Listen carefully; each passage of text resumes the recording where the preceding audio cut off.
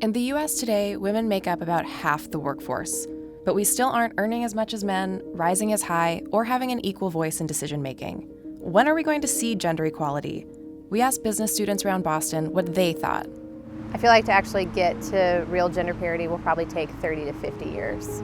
I think it'll definitely take another 10 years. I really hope it'll be in the next 5 to 10 years. In 2025. 2030. I think that we are 50 plus years out.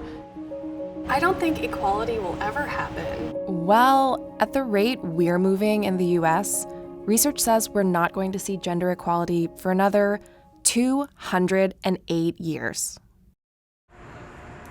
What? How do you react to that? Oh, wow. Oh, wow. Wow, okay, 200 years.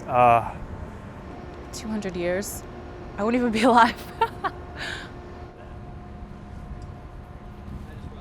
When I found out it was 208 years away for gender equality, I quite simply couldn't believe it because I think somewhere in my mind I thought we were maybe 60 years away.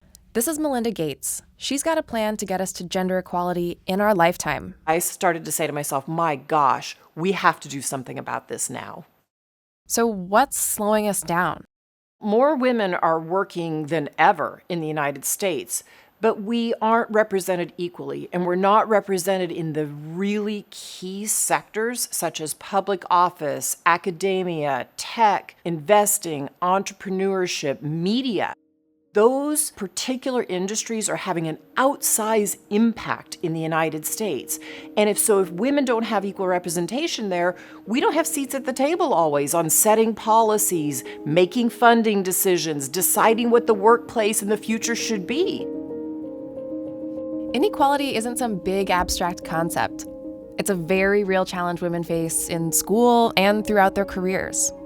When I entered college, I was actually quite surprised, particularly in my computer science classes, how few women were studying computer science. And then when I entered business school just right after undergraduate, again, I was kind of surprised how many of the women weren't going after the finance jobs that men were going after coming out of business school. Then it, for the first time, really started to be on my mind about the difference between men and women, even in the college and business school level.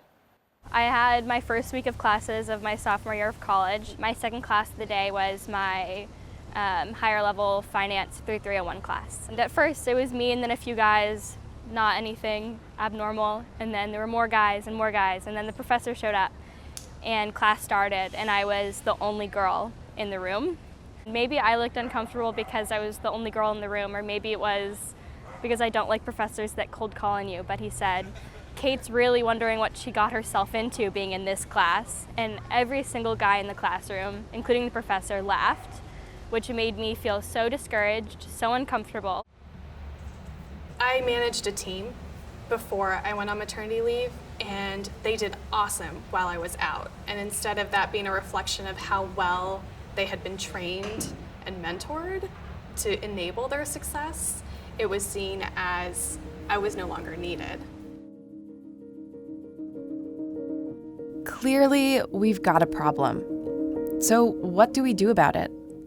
Here's what Melinda says business leaders need to do now. They need to look at their workplace and say, is this working for families and for women? We know most women have families, and so do we have a true paid family medical leave policy? And are we making sure that women and men are taking it? Do we have the right networks for women? Are we creating pathways into these jobs for women?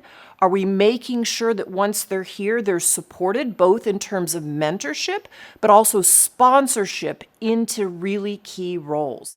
In practice, this could be managers looking at the data to see how well women are represented in their companies, offering more paid internships in key sectors like tech or government, making sure women are getting the challenging, worthwhile assignments, not just the busy work.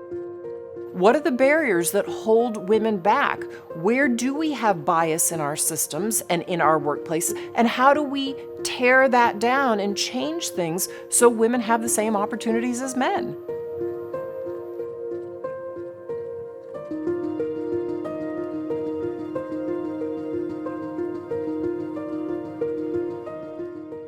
Wait, can I start over?